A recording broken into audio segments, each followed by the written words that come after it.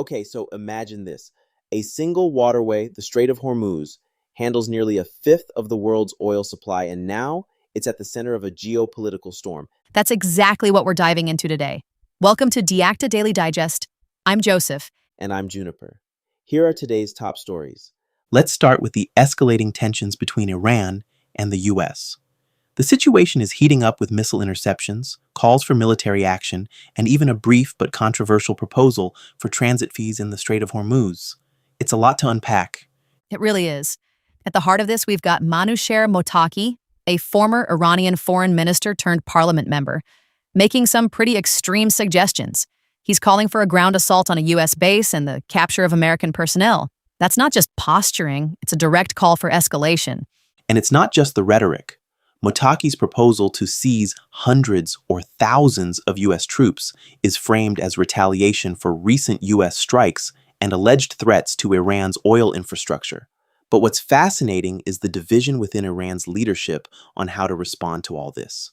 Right, because while Mottaki is pushing for aggressive action, other lawmakers like Shahrokh Ramin are taking a more measured approach.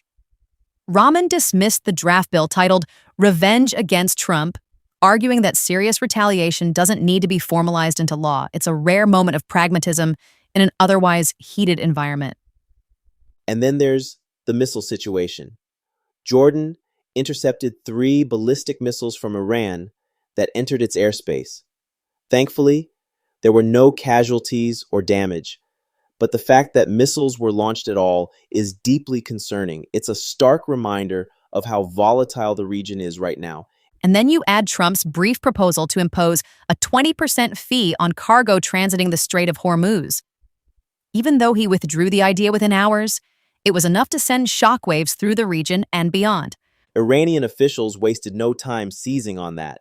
Some saw it as validation of their own argument that whoever ensures safe passage through the strait has the right to demand compensation. Others speculated that Trump's proposal was a ploy to rally opposition against Iran or make the idea of transit fees politically toxic. And let's not forget the international response. Countries like the UK, Australia, and Brazil, along with the International Maritime Organization, all came out against the idea of charging for passage through the strait. They argued it violates international law, which only underscores how out of step Trump's proposal was. But Iran, of course, framed this in their own way. They used Trump's brief proposal to push their narrative that they have the right to demand compensation for securing the strait. It's a clever bit of propaganda, even if it's not entirely grounded in international law. Meanwhile, the IRGC, Iran's Revolutionary Guard, has been ramping up its rhetoric and actions. They claim to have struck a U.S. base in Jordan and even called on citizens of Kuwait and Jordan to expel U.S. forces from their countries. It's a clear attempt to stoke anti-American sentiment in the region. And they're tying it to broader grievances, like the situation in Gaza. They're blaming U.S. troops for heavy Palestinian casualties, trying to build a coalition of opposition. Whether or not that works remains to be seen. But the attempt is clear. What's chilling, though, is Mottaki's call for mass abductions. It's one thing to talk about military strikes. It's another to suggest taking hundreds or thousands of people hostage. That's a level of escalation that could have catastrophic consequences. It's a grim reminder of how high the stakes are. And it's not just about the U.S. and Iran. This affects the entire region and, by extension, the world. The Strait of Hormuz is a critical choke point for global oil supplies. Any disruption there has ripple effects far beyond the Middle East. That's the thing. This isn't just a regional issue. It's global.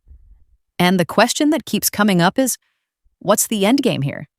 For Iran, for the U.S., for the other players in the region, what's the goal? Because right now it feels like we're watching a game with no clear path to resolution.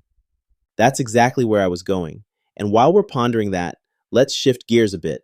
From geopolitical drama to World Cup drama.